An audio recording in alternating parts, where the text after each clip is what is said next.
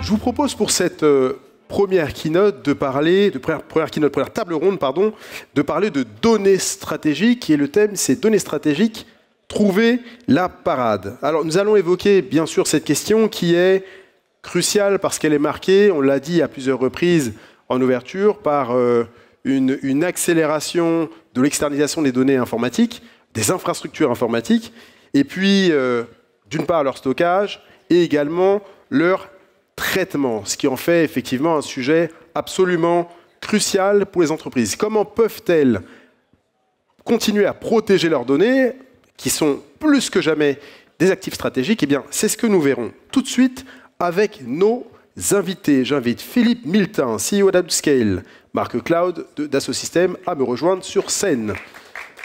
J'invite également Tariq Krim, fondateur du think tank Cybernetica et acteur historique, j'ai presque envie de dire, du numérique français, connu pour notamment NetVibes. J'invite également Arnaud Martin, administrateur du Césin.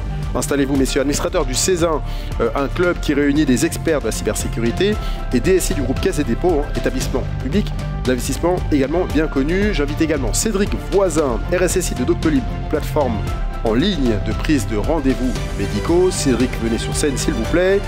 Et également Jean-Claude Laroche, président du CIGREF, association qui réunit les DSI des grandes entreprises et des administrations publiques. Je crois qu'il y a assez de micros. Voilà, installez-vous.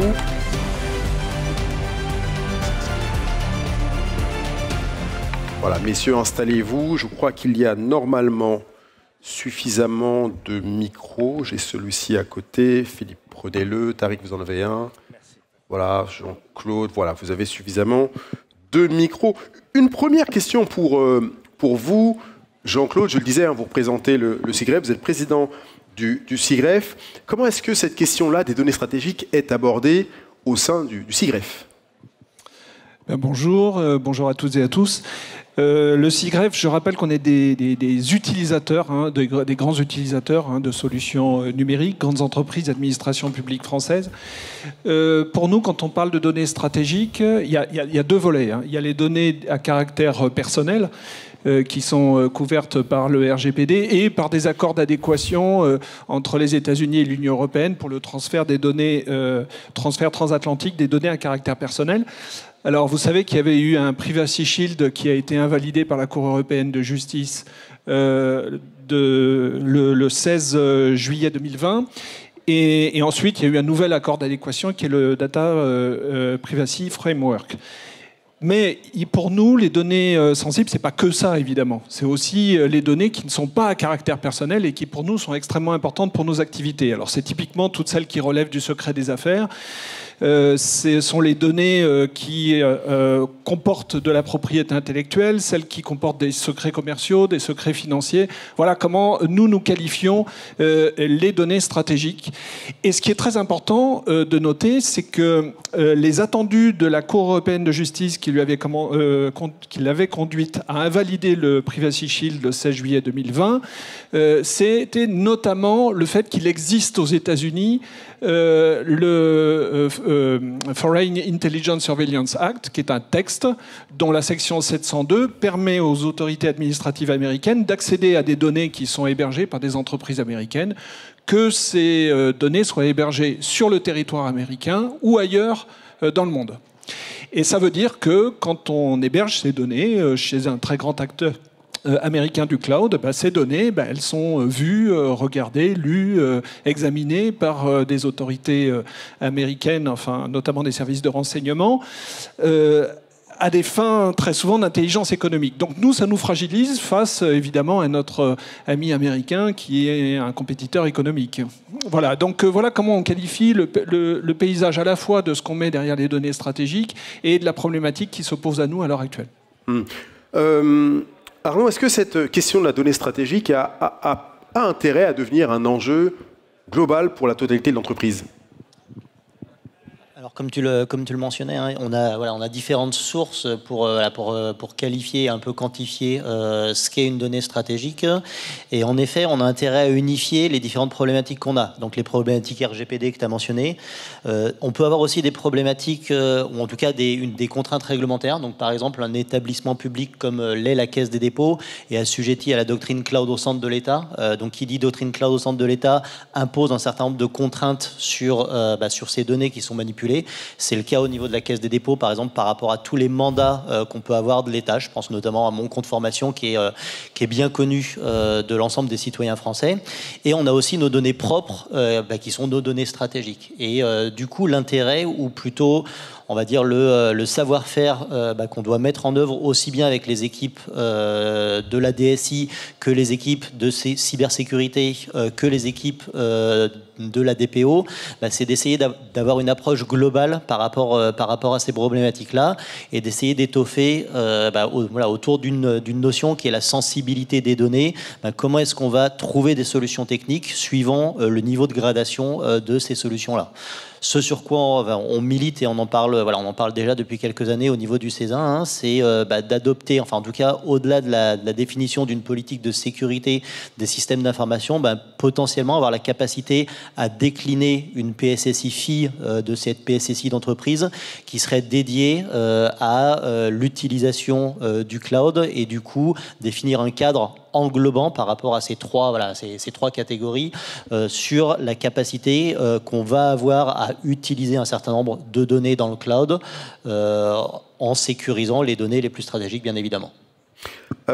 Tariq, est-ce qu'on a encore aujourd'hui, est-ce que les entreprises françaises disposent encore aujourd'hui des moyens de protéger leurs données lorsqu'on sait qu'une bonne partie d'entre elles sont stockées et traitées par les géants qu'on a cités, nommément ou pas d'ailleurs, depuis le début de cette plénière? Bonjour à tous. La réponse rapide, c'est non. Mais la réponse plus polémique, c'est que je ne suis pas sûr aujourd'hui, et ça fait...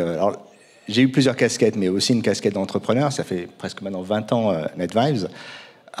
Je ne suis pas sûr que la valeur soit dans les données. Elle est importante, mais je pense quand on regarde...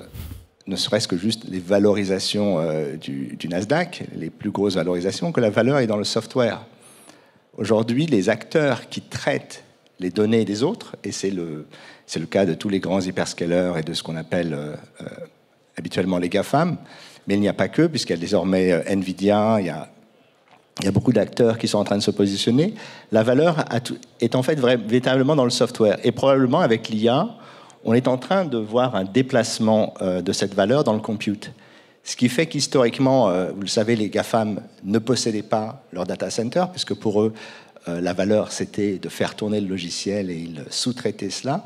Désormais, la valeur, c'est évidemment les puces NVIDIA, on l'a bien vu, et félicitations à NVIDIA pour ces dernières années. Et là, effectivement, ils ont besoin de construire des data centers. C'est ce qu'ils ont fait. Ils ont investi 50 milliards de dollars en Europe, parce qu'ils ont aussi besoin de l'énergie décarbonée que nous produisons. Et donc, la question qui se pose, c'est évidemment comment sécuriser les données, mais aussi comment les sécuriser dans un environnement géopolitique qui est changeant. Pendant longtemps, on a cru que l'Internet était quelque chose de global, et aujourd'hui, on le découvre. D'ailleurs, le patron de Telegram ou plus récemment Elon Musk en Brésil découvre qu'il va y avoir des zones d'influence dans lesquelles les données, les règles vont être différentes. Alors, en Europe, nous sommes plutôt dans la zone d'influence US. C'est d'ailleurs pour ça qu'on a fait ces accords entre les États-Unis et l'Europe.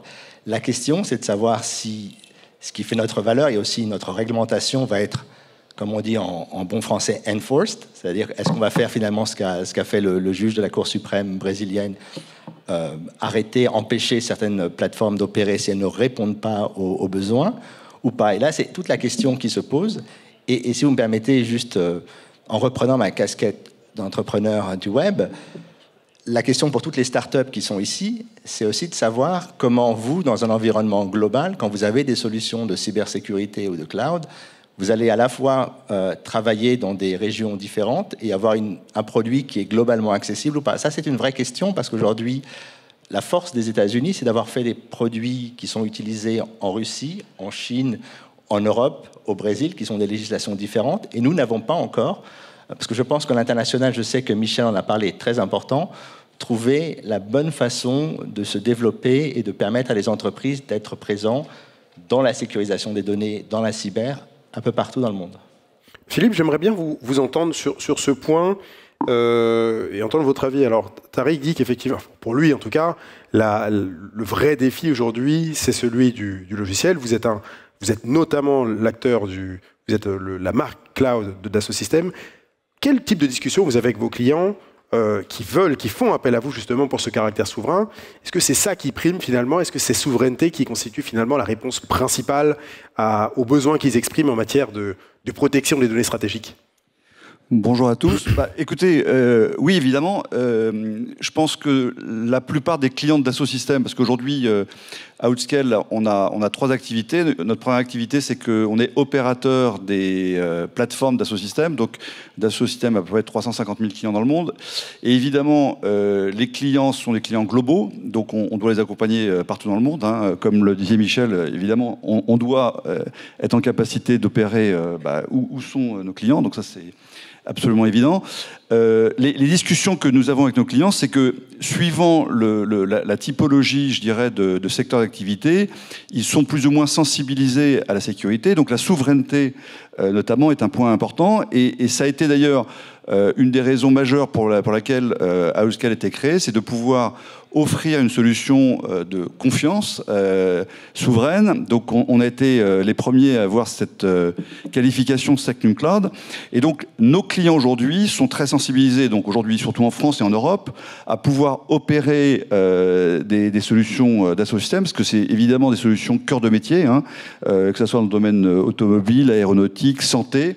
Banque, finance aujourd'hui, ils ont aujourd'hui une nécessité à pouvoir opérer des solutions SaaS dans un environnement complètement sécurisé, souverain. Et aujourd'hui, la configuration et la qualification SecNum Cloud leur donne ces garanties. Jean-Claude parlait d'intelligence économique, c'est une évidence aujourd'hui. Hein.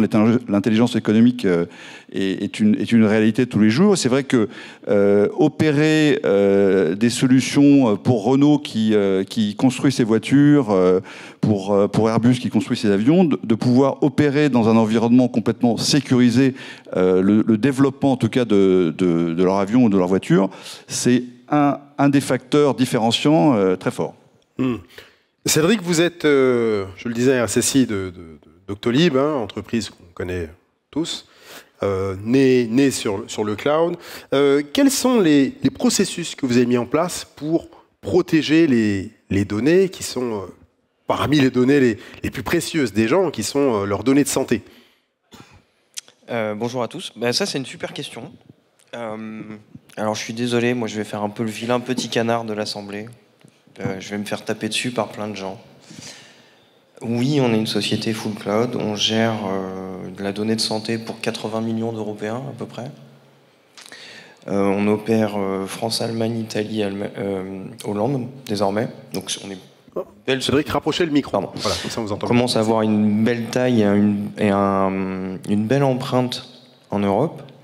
Et effectivement, une des problématiques à laquelle on a fait face, et on fait toujours face, et c'est le cas des startups, et encore plus vrai pour les scale-up qu'on va retrouver à Station F, la grosse problématique pour des sociétés comme la nôtre, c'est la mise à l'échelle rapide. Malheureusement, et c'est pas méchant que de dire ça, aujourd'hui le niveau de maturité de certaines solutions franco-françaises ne permet pas de faire ça, en tout cas pour une société comme la nôtre, avec les volumétries, on ne peut pas faire autrement. En revanche, ça n'exclut pas le fait qu'on ait une conscience très exacerbée des risques qui pèsent sur les données qui transitent sur nos infrastructures. Et donc, c'est pour ça que je disais que je fais un peu le vilain petit canard au début, mais on a pris une approche qui est assez différente. On pourrait la résumer à conformité versus sécurité. Donc, moi, je préfère 2000 fois faire de la sécurité que de la conformité, parce qu'au moins, je vais apporter des garanties fortes sur un traitement, sur la protection de données, enfin, peu importe, on peut le décliner à l'infini. Et pour répondre précisément à ta question, en fait, en France, on a une nation qui produit des ingénieurs d'une très grande qualité et des mathématiciens de talent. Ce que ça permet, ça, c'est d'obtenir des solutions cryptographiques assez robustes, voire très robustes, et plus récemment, d'avoir quelques belles sociétés qui émergent sur des technologies d'IA. Donc nous, l'approche qu'on a choisi de retenir, c'est ça. On sait qu'on n'a pas le choix d'opérer que sur des solutions sur lesquelles il y a des lois extraterritoriales qui peuvent s'appliquer.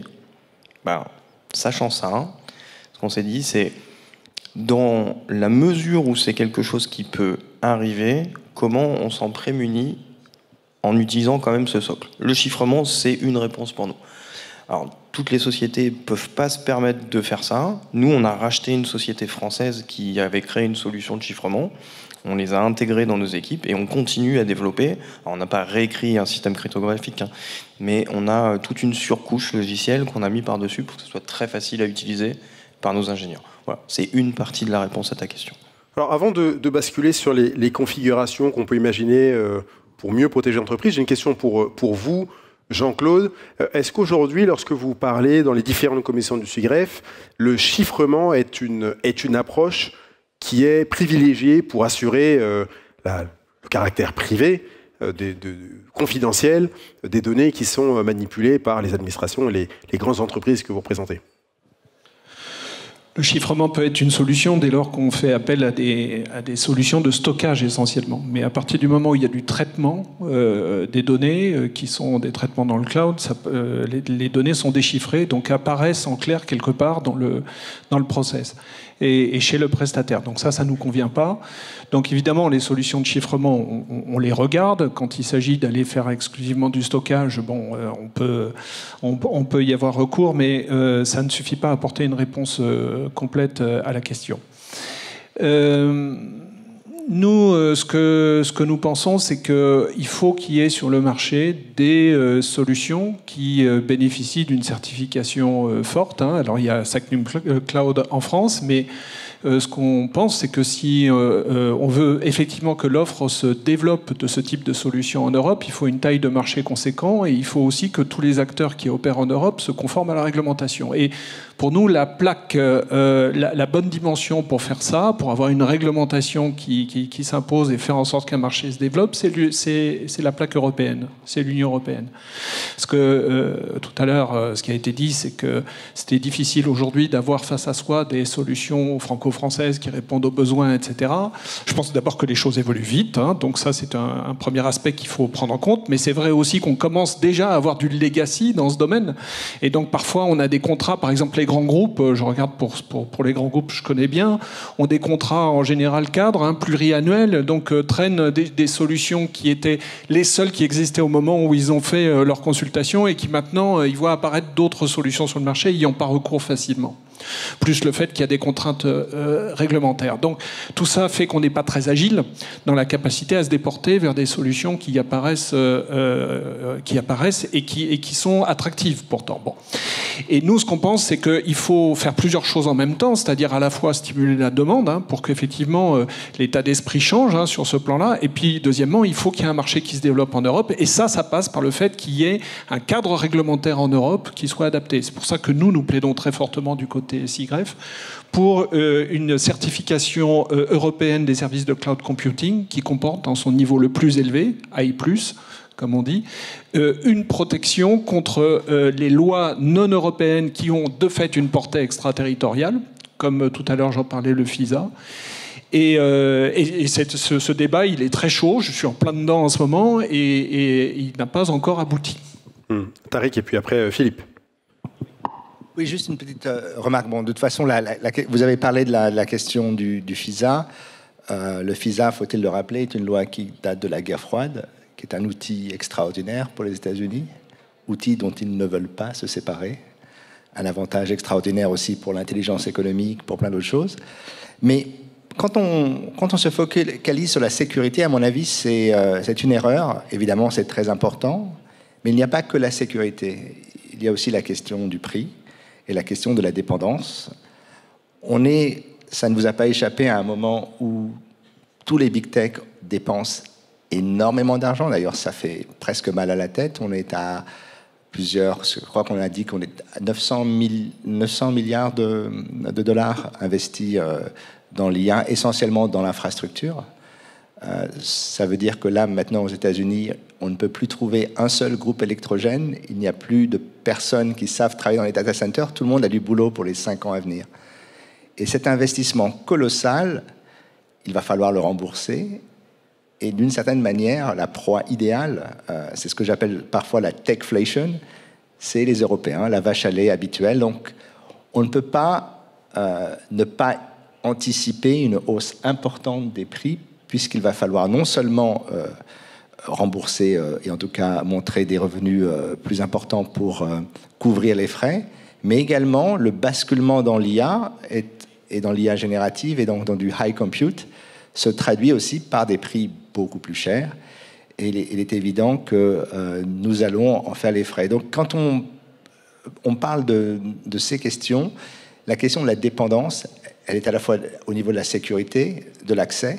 A-t-on accès aux dernières technologies? On l'a vu dans l'IA, les modèles les plus récents ne sont pas disponibles en Europe, et pas uniquement à cause de l'IA Act. Et la question, évidemment, du prix qui va être très importante. On reparlera du prix un peu plus tard. Philippe, je voulais vous entendre sur cet aspect-là qui a été évoqué à plusieurs reprises par Cédric et Jean-Claude, de protection et de chiffrement. Est-ce qu'il y a une configuration type? Est-ce qu'il y a des solutions types qui peuvent permettre de rassurer les entreprises? Tariq vient de le dire, les Européens sont quasiment, entre guillemets, à la merci des GAMAM, parce qu'ils peuvent fixer les prix qu'ils souhaitent, ils peuvent bloquer les services, ainsi de suite. Comment est-ce que vous rassurez les clients et quelles solutions très concrètes vous leur proposez? Ouais, je crois que ça a été évoqué. D'un point de vue technologique, le chiffrement est la bonne solution. Je crois qu'il n'y a pas de débat là-dessus. On a des bonnes technologies pour protéger nos données et donc l'ensemble des éléments de cyber, de chiffrement le permettent. Ce qui est sûr et certain, c'est que les lois extraterritoriales et la capacité des Américains de pouvoir récupérer les données, et comme le disait Jean-Claude, à un moment ou à un autre, c'est soit quand vous chiffrez, vous avez des clés, et quand vous chiffrez dans un cloud américain, les Américains ont les clés. Ça, c'est naturel, on va dire. Et lorsque vous chiffrez aussi et que vous êtes obligé d'avoir le compute, ça a été aussi redit, vous êtes dans une situation où si les Américains veulent avoir accès aux informations, ils ont accès aux informations. Enfin, je veux dire, c'est clair et reconnu. Aujourd'hui, ces éléments de pouvoir offrir une solution complémentaire, parce que je pense que il y a une chose qui a été dite et ce qui est tout à fait vrai. Les GAFAM ont aujourd'hui une capacité en termes de catalogue de services qui est inégalable. Tout à fait inégalable. Ils ont un catalogue de services de 250 services, par exemple. À Outscale, on doit en avoir une trentaine. Bon.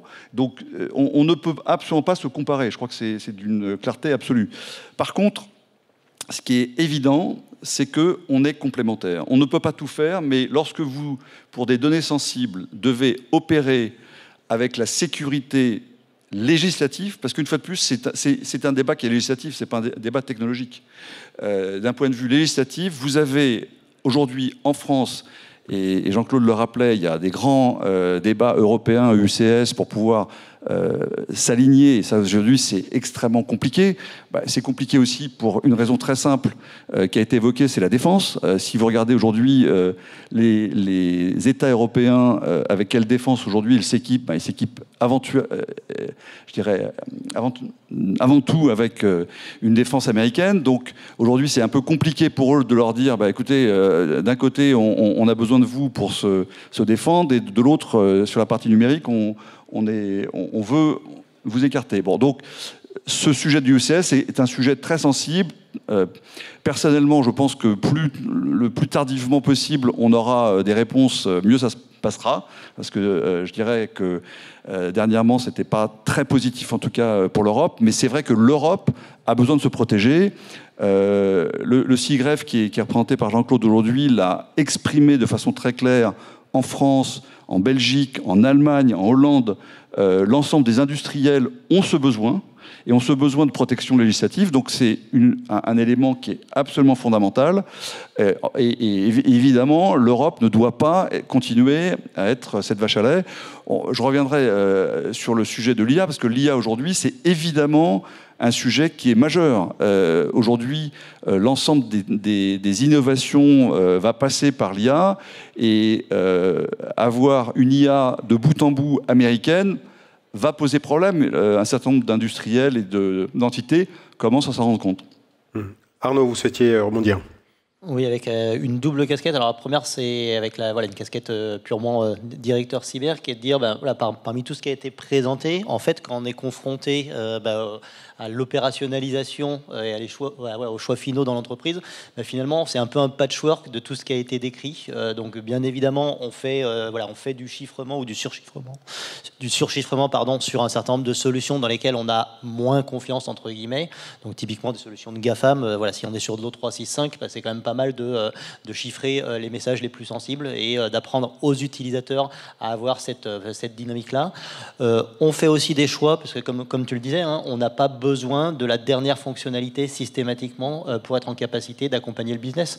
Donc sur les choix les plus stratégiques, si les fonctionnalités existent sur des solutions sécurisées, on va pousser nos amis de la DSI pour aller dans cette direction-là. Donc on a cette panoplie entre guillemets dans notre capacité d'utiliser en fait différentes briques et de peut-être pas mettre tous les œufs dans le même panier. Et après, le deuxième point que je voulais un peu relever par rapport à ce qui s'est dit, et peut-être notamment te répondre, c'est avec une casquette d'investisseur, parce qu'en fait on est un gros acteur d'investissement côté Caisse des dépôts, et en fait on investit à la fois sur le contenant et sur le contenu. Enfin, tu disais c'est pas la data qui est importante, c'est le software. Moi j'ai l'intime conviction que c'est les deux. On investit aux bornes du groupe, notamment via notre filiale BPI, sur les sujets de développement d'un certain nombre de leaders du futur sur la partie cybersécurité, avec le bémol que tu mentionnais, qui est de dire finalement la France c'est trop gros pour qu'on ne commence pas par le marché français, et après on a un gap à franchir qui est, une fois qu'on veut passer au marché supérieur, comment est-ce qu'on fait pour les accompagner vers l'international. Israël c'est trop petit, donc ils pensent déjà directement grand, et les États-Unis c'est déjà grand dès le départ, donc ils n'ont pas à se poser cette question-là.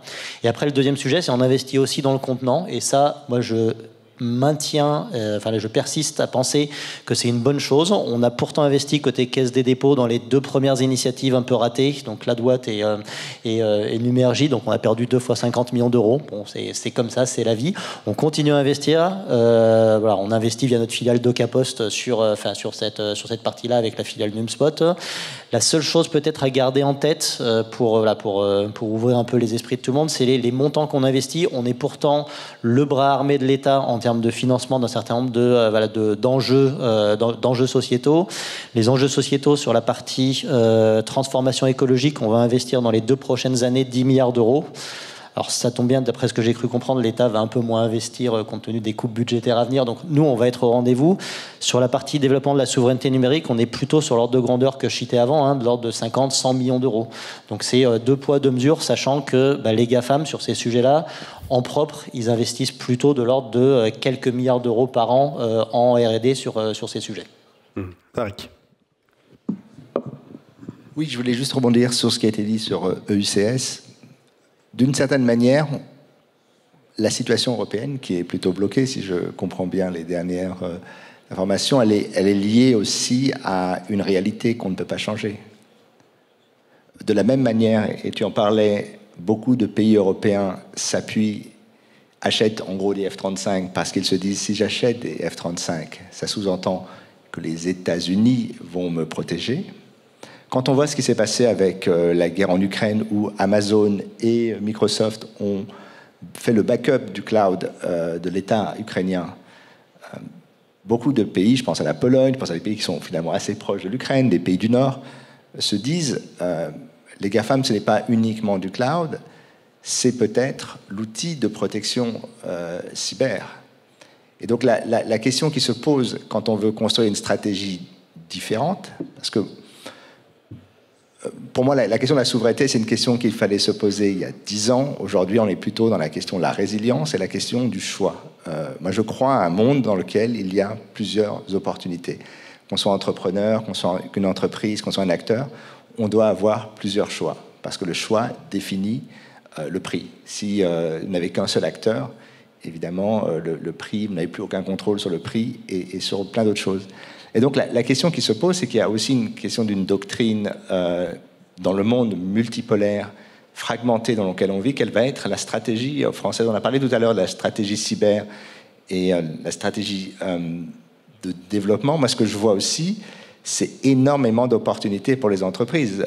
Finalement, quand on a un savoir-faire et une vraie opportunité, il y a de vraies opportunités, la question, c'est comment on passe à l'échelle, non pas uniquement en France, et comme tu l'as dit, mais qu'on puisse atteindre le monde. Et donc, comment peut-on construire, et ça va être un peu compliqué, c'est un peu la question que vous avez avec Doctolib, c'est-à-dire avoir des données sensibles qui vont être dans différents pays et qui sont sensibles dans les différents pays, et de s'assurer, de la même manière qu'on a des SCIF, vous savez, pour les informations des espèces d'endroits sécurisés, comment on va pouvoir travailler sur des multi-législations, des multi-sécurités. Et je pense que l'État va devoir aider les entreprises à le faire, parce que si on est capable de travailler sur 3-4 pays, ça veut dire que demain, le marché américain pour les acteurs cyber sera accessible, que des législations, que le Brésil, que l'Inde, que l'Afrique, qui vont tous dire on veut quelque chose, mais on ne veut pas un truc franco-français de législation française, on veut votre technologie, votre produit nous intéresse, mais on veut qu'il soit adapté à nos législations. Et ça va être un vrai défi. Et je pense que, comme tu l'as dit, en France, on a des ingénieurs exceptionnels. J'ai eu la chance de monter 2 boîtes avec mon co-founder maintenant est chez OpenAI, alors qu'on a monté le premier OS souverain, de cloud souverain avec Jolly Cloud il y a 10 ans, 12 ans. On se dit comment se fait-il qu'il y a autant de talent et qu'on n'arrive pas à travailler à un niveau global. Je pense que la cyber et la question de la multipolarité du cloud est une opportunité extraordinaire et il faut trouver un moyen de la saisir. Cédric, comment est-ce que chez Doctolib, vous abordez toutes ces thématiques que Tarek a abordées, le fait de devoir opérer dans des pays avec des législations différentes? Alors en Europe, la question se pose peut-être un peu moins. Dans le monde entier, si un jour vous grandissez, c'est peut-être dans vos plans, la question se posera un tout petit peu plus. Comment vous composez avec ces législations-là et qu'est-ce que vous attendez notamment de législations comme le UCS? Question que je poserai également à Jean-Claude.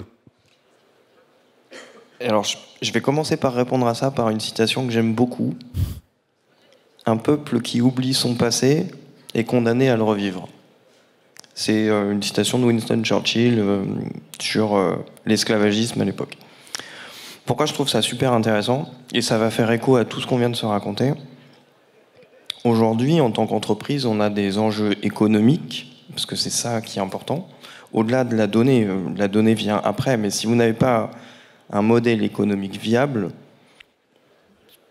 pas la peine d'entrer dans tous ces débats. Moi, ce que j'attends aujourd'hui, c'est une réglementation intelligente, dans le sens où ça va profiter à l'écosystème qui est en train de se créer ou qui s'étoffe très fortement aujourd'hui sur les solutions d'hébergement souveraines. Mais il ne faut pas que ça soit fait au détriment du coût. Je connais personne dans cette salle à solution équivalente, quelqu'un qui est prêt à payer 30% plus cher. Donc il y a une vraie équation économique et pour moi, je trouve ça inquiétant parce qu'on sait fatalement qu'il y a un énorme surcoût sur des critères réglementaires assez importants. Et c'est là où les États-Unis sont beaucoup plus forts que les Européens. L'histoire a toujours démontré pour eux que c'est absolument pas régulé tant que le marché n'est pas stabilisé. Nous, on fait l'inverse à chaque fois. On régule avant le marché. Et en fait, on a des solutions qu'on ne sait pas exporter, qu'on ne sait pas mettre à l'échelle, qu'on ne sait pas vendre à des prix compétitifs. Et quand on y arrive, en face, on a des entreprises qui ont une capacité financière tellement énorme qui vont venir racheter les quelques bourgeons qui sont en train d'éclore et qui pourraient devenir des vrais champions français et européens. Ça, c'est une partie de la réponse pour moi. Et après, il y a l'autre facette, c'est le monde dans lequel on vit, il y a des enjeux, on veut absolument tous, en tant qu'industriels, offrir des solutions, que nos utilisateurs aient confiance dans ces solutions-là. Et encore une fois, il faut approcher le problème avec une certaine intelligence. C'est ce que tu disais tout à l'heure. on n'est pas obligé de mettre en compétition un Amazon ou un GCP versus un Outscale ou un OVH. En revanche, les Américains appellent ça du best of breed. Il y a du bon dans tous les mondes et c'est ça qu'il faut réussir à faire de manière intelligente. Mais c'est pas la réglementation qui va nous aider à faire ça. Il faudrait presque apprendre à certaines personnes à réfléchir et à aborder le problème différemment. Vous avez des données très sensibles, vous voulez absolument les protéger. Ça ne veut pas pour autant dire que 100% de votre infrastructure doit être sur des environnements de confiance. Vous pouvez faire un peu de cloud américain, vous pouvez faire, si vous êtes un peu suicidaire, peut-être du Alibaba, ça c'est plutôt pour la blague, etc., etc. Alors, Jean-Claude, juste avant de vous donner la réponse, la parole, Philippe, j'aimerais bien vous entendre là-dessus, sur justement ce que vient de dire Cédric, autour de finalement, ce qui est bien et ce qui est efficace, c'est d'aller piocher un peu ce qui fonctionne chez les uns et chez les autres. Est-ce que c'est quelque chose aussi que vous proposez à vos clients? Est-ce que ce sont des discussions que vous avez avec eux? Alors, évidemment, mais je voudrais juste revenir sur ce point, le point du prix, parce que je pense que c'est quand même un point majeur. Il se trouve que Dassault Systèmes, nous sommes, en tant qu'Outscale, on opère nos infrastructures, mais on opère aussi Amazon. Parce qu'on opère aujourd'hui partout dans le monde, partout où sont nos clients, et on n'a pas suffisamment de business case à un moment ou à un autre pour ouvrir un data center avec nos propres infrastructures. Donc, je connais les prix d'Amazon par cœur. Et aujourd'hui, je peux vous dire que sur un sujet souverain, donc Secnum Cloud. Secnum Cloud, aujourd'hui, en France, on prend un prix Amazon sur lequel on en ajoute 20%. Néanmoins, il y a un élément qui est fondamental, c'est que ce prix-là, c'est tout compris.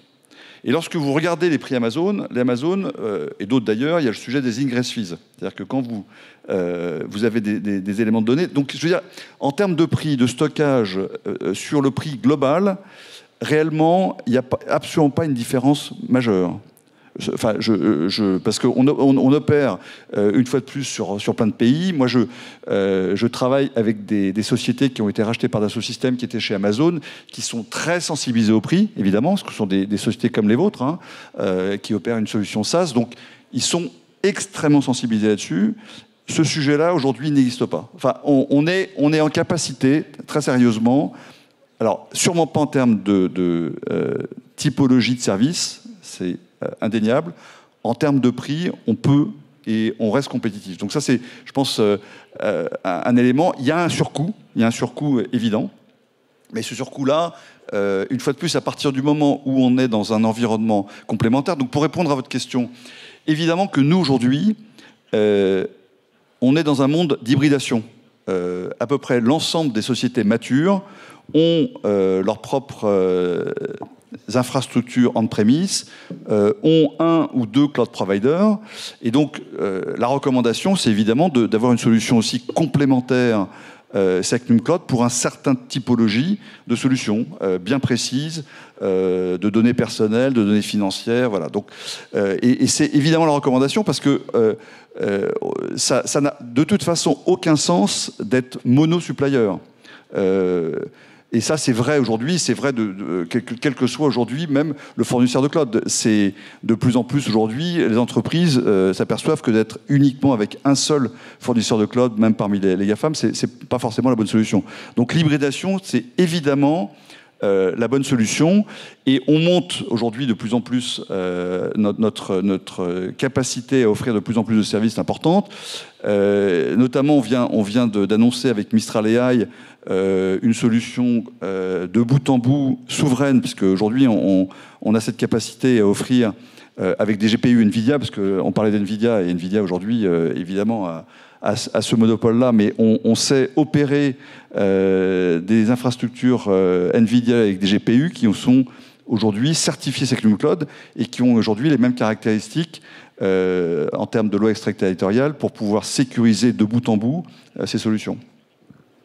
Jean-Claude, qu'est-ce que vous attendez, pour revenir sur le centre du sujet du jour, qui est les données stratégiques, qu'est-ce que vous attendez de l'Europe en termes de régulation et notamment de l'EUCS aujourd'hui? Oui, alors je vais rebondir un peu sur ce qui a été dit parce que j'ai l'impression de vivre là, à travers les échanges qui ont eu lieu, les débats que j'ai précisément avec mes homologues européens.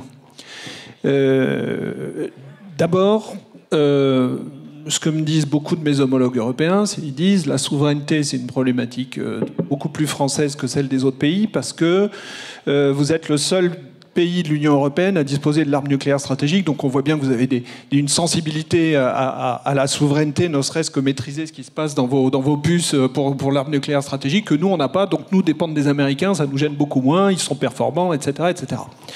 Première chose. Et on ne veut pas fâcher les Américains, parce qu'il est vrai que ces derniers mois, les Américains ont fait, l'industrie de la tech américaine a fait un lobbying monstre pour expliquer que s'il y avait le niveau AI+, là, dans le UCS, ça serait un casus belli entre les États-Unis et l'industrie de la tech américaine. Il faut appeler un chat, hein, allant jusqu'à dire que ça menaçait la sécurité des États-Unis. Bon. Et cet argumentaire ayant été repris dans des notes blanches diplomatiques entre le gouvernement des États-Unis et la Commission européenne. Tout ça ne tient pas 2 secondes. Moi, je le dis comme ça à mes homologues européens. Pourquoi ça ne tient pas 2 secondes ? Parce que ça voudrait dire que, parce qu'on est sur un marché dans un domaine sectoriel particulier qui est celui du numérique, l'Europe n'aurait plus le droit de dire dans quelles conditions on opère ce secteur d'activité ? Enfin, quand on dit on veut des conditions et on veut une réglementation, ça ne veut pas dire qu'on exclut des acteurs extra-européens de ce marché. Ça veut simplement dire qu'on souhaiterait qu'ils s'y conforment. Donc il n'y a pas d'hostilité à l'égard des acteurs américains, il y a simplement le fait de dire c'est bien naturel, vous protégez vos données sensibles, laissez-nous protéger les nôtres. Ça fait partie des règles du jeu normal sur un marché mondial. Et nous, pour pouvoir être entendus, il faut que ça se fasse à la maille européenne. Alors deuxième type d'argument, oui, mais à cause de toi, on va avoir des surcoûts, etc. Moi, je fais partie des gens qui pensent que le coût de la dépendance aux acteurs américains est pire que le coût de la résilience, et c'est une bombe à retardement. J'ai eu le même débat à Enedis quand j'étais patron des systèmes d'information à Enedis en 2017, quand il a fallu piloter le déploiement et le développement et le déploiement de Linky. Donc c'est mes équipes qui l'ont fait, et c'est moi qui ai personnellement dirigé le projet de mise en place des infrastructures qui aujourd'hui équipent le système Linky. Et à l'époque, j'ai dit ça ne sera pas du VMware dans nos data centers. Et on l'a fait en open source. Ça a été une galère monumentale. Tout le monde m'a dit « T'es dingue, pourquoi t'as pas été chercher des solutions qui existent sur le marché et tout ?» Regardez ce qui se passe aujourd'hui depuis qu'il y a une fusion entre Broadcom et VMware. Regardez ce qui se passe pour les clients de VMware et ce que ça provoque en termes de prix. Moi, je dis, les gens qui disent, pour des questions de compétitivité, on va faire appel à ces acteurs, ça ira plus vite, ça sera mieux, ça sera plus performant, ça sera moins cher, se condamnent à moyen terme. Parce que, ne serait-ce que parce que les investissements qu'il y a dans le domaine de l'intelligence artificielle, il faudra les payer. Donc ça, c'est le deuxième argument qui ne tient pas la route. Et puis, il ne tient pas la route pour une autre raison. Moi, je l'ai dit à mes amis hollandais, je leur ai dit, d'accord, vous dites, vous ne voulez pas d'un EUCS+. Ça veut dire quoi ? Ça veut dire que vos entreprises qui ont des données sensibles, elles vont quand même dire ces données sensibles, on a envie de les protéger. Donc vous serez obligé de les mettre dans vos data centers. Donc vous allez multiplier le coût par autant d'entreprises qui devront développer des solutions pour elles, alors qu'il vaudrait mieux avoir des acteurs dont c'est le métier qui vous proposent des solutions sur un marché, et au bout du compte, ça vous coûtera moins cher. Au bout du compte, ça vous coûtera moins cher. Troisième type d'argument, tu vas nous rendre un niveau A+, obligatoire. On n'a jamais dit ça. On a dit, nous, que les schémas de certification, c'était des choses qui étaient à la carte et qui correspondaient aux besoins de ceux qui l'exprimaient. C'est-à-dire, si on a besoin de protéger nos données sensibles, on a besoin d'un outil pour dire on va avoir recours à tel type de certification, mais on n'oblige aucun acteur à y avoir recours. Aucun. Par contre, à l'inverse, pourquoi on voudrait priver les acteurs qui en ont besoin ? En ne mettant pas ce niveau de certification au niveau européen dans le UCS. Pourquoi on veut priver des acteurs qui veulent protéger leurs données de la possibilité réglementaire d'avoir un cadre pour le faire ? Moi, je voudrais qu'on m'explique ça. Et ça ne tient pas la route non plus. Donc voilà, il y a toutes sortes d'arguments. Alors après, il y en a un autre qui est beaucoup plus subtil, beaucoup plus sensible, dont je sens qu'il est derrière tous nos débats. Ça, je le vois avec les pays qui sont plus petits que l'Allemagne, avec qui je discute. S'ils me disent, d'accord, tu nous dis on a une dépendance vis-à-vis des États-Unis, mais avec vos solutions, on va avoir des dépendances vis-à-vis de l'Allemagne ou de la France, parce que vous allez développer des solutions de type bleu ou sens, alors que nous, on n'a pas la taille pour les faire. Donc moi, j'invite tous les acteurs qui développent ce type de solutions, comme Bleu, Sens, etc., à ouvrir leur tour de table capitalistique. On a besoin de solutions européennes dès lors qu'on héberge des solutions américaines, des solutions technologiques américaines. Voilà, tout ça pour dire que pour moi, ce débat dont j'entends beaucoup de gens en France qui disent « ouais, mais c'est perdu, on ne va pas y arriver, etc. » Moi, je dis « il faut arrêter, il faut se battre. Il faut se battre. » Et ça nécessite d'ouvrir ce débat-là sur tous les points sur lesquels il y a débat avec nos homologues européens. Voilà. Et je ne désespère pas du fait que les choses évoluent. Moi, j'ai vu les positions hollandaises évoluer depuis l'an dernier, ne serait-ce que parce que il se passe des choses dans les urnes au niveau européen aujourd'hui. Et puis il se passe des choses au niveau américain. C'est-à-dire qu'il y a beaucoup de ces réflexes-là de nos amis européens qui viennent d'une position atlantiste. Et cette position atlantiste est née du fait qu'un certain nombre de pays de l'Union européenne ont délégué leur sécurité aux États-Unis. Moi, je ne sais pas ce qui va advenir si Donald Trump est réélu aux États-Unis. On a quand même des risques géopolitiques. Donc tout ça, ça mérite d'en discuter, même quand on est dans le milieu des affaires. Voilà ce que je voulais dire. Voilà le cadre des débats dans lesquels aujourd'hui j'ai l'occasion de discuter pied à pied avec mes homologues européens. Et c'est aussi une façon de donner aussi une autre perspective à la question de court terme du prix, même si je comprends bien que ce soit vital aussi pour un certain nombre d'activités. Il nous reste environ 6 minutes.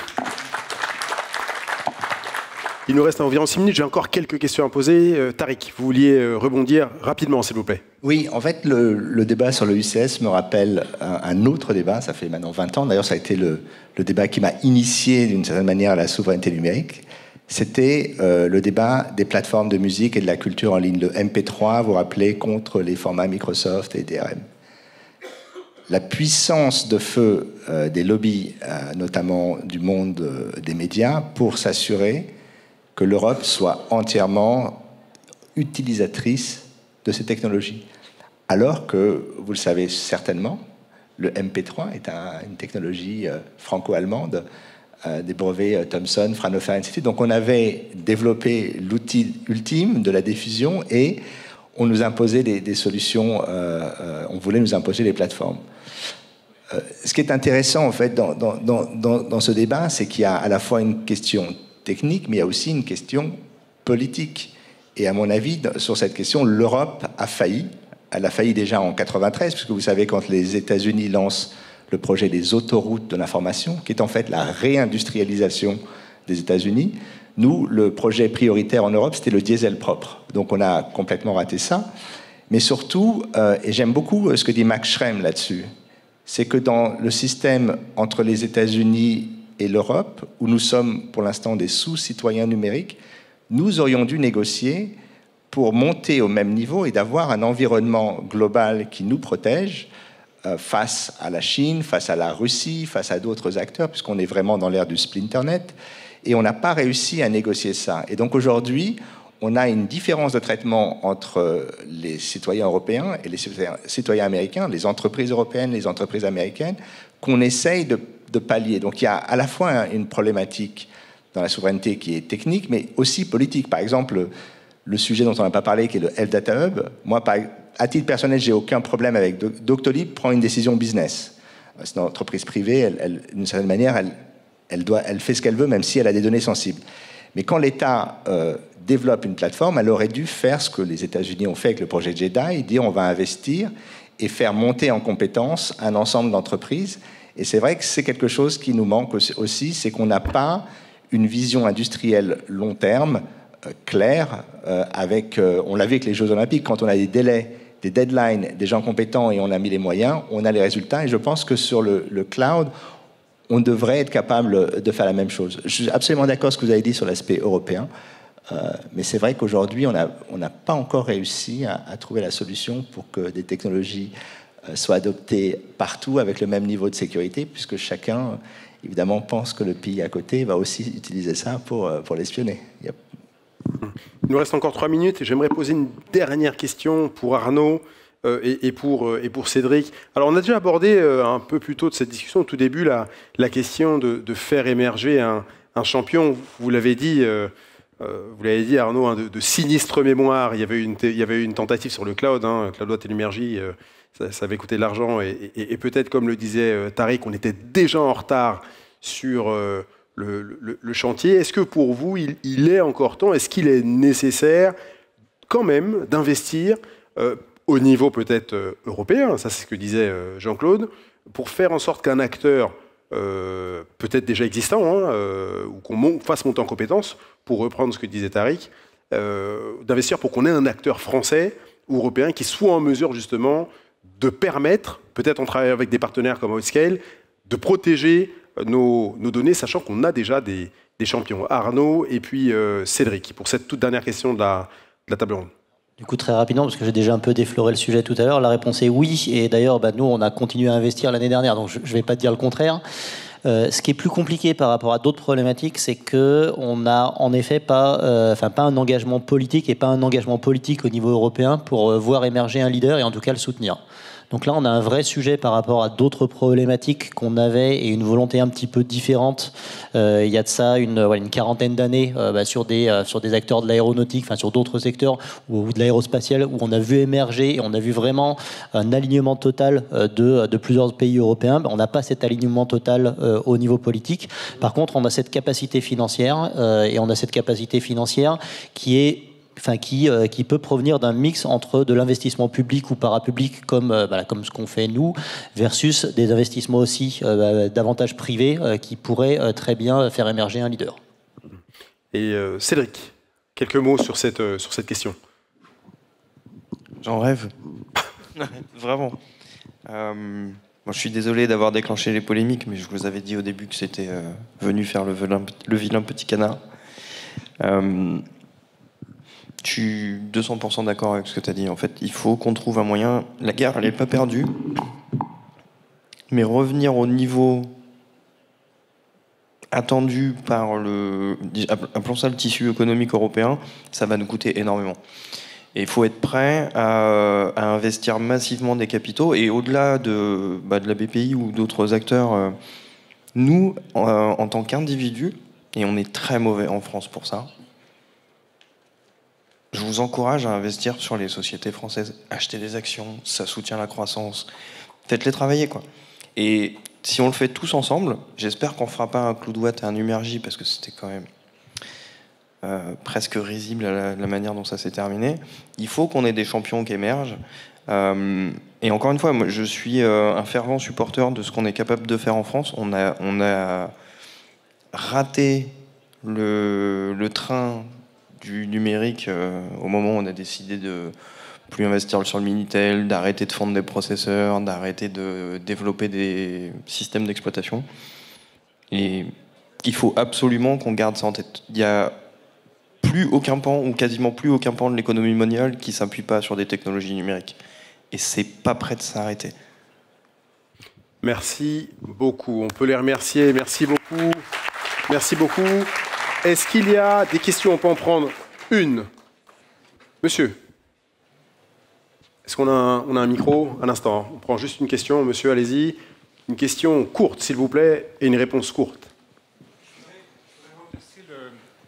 On a parlé de compliance, on a parlé de sécurité, on a parlé de prix. Je voudrais replacer le client au centre. Alors, bien sûr, Doctolib s'est exprimé, mais plutôt les grands comptes. Comment un grand compte aujourd'hui, et je pose peut-être la question à Outscale, gère les problématiques de compliance régionale, locale, le tout dans des infrastructures qui sont déployées par plaque, par exemple. Donc, comment vous abordez ces sujets-là avec vos clients principaux?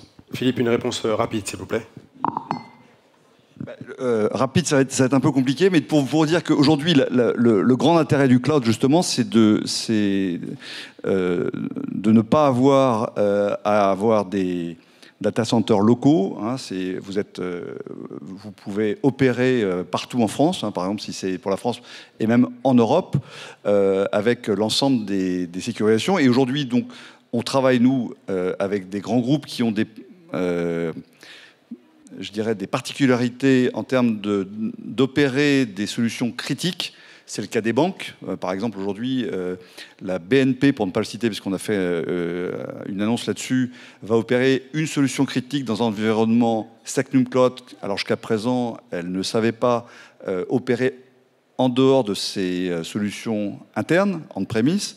Donc, de plus en plus aujourd'hui, on permet à des grandes entreprises de sortir, je dirais, de leurs solutions internes, des infrastructures. Jean-Claude l'a rappelé tout à l'heure, les coûts inhérents pour une entreprise en termes de data center sont très importants. Et donc, évidemment, que le cloud est une des solutions et que le cloud, SecNumCloud notamment, pour les qualifications, pour les entreprises qui sont sensibilisées, en tout cas, sur ce sujet-là, leur offre une opportunité. Voilà. Merci beaucoup, messieurs, je vous en prie. On peut les applaudir encore.